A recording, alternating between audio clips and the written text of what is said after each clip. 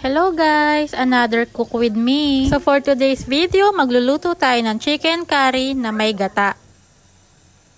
Una ay pinrito ko na muna itong carrot at patatas. At sunod ko nang i-fried itong bell pepper. At nang medyo half cook na, ay isinet aside ko muna. At nag-start na rin ako maggisa ng luya at sibuyas. At isinunod ko na rin itong bawang.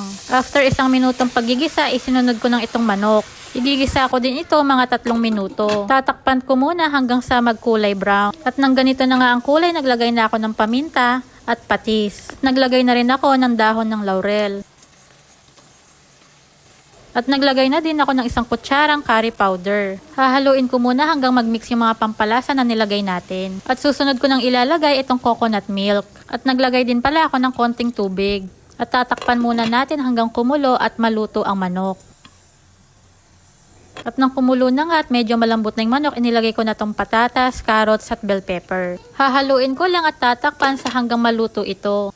At eto na nga guys, ang ating Pinoy style chicken curry na may gata. So ayun lang, thank you Lord sa blessing, thank you for watching, bye!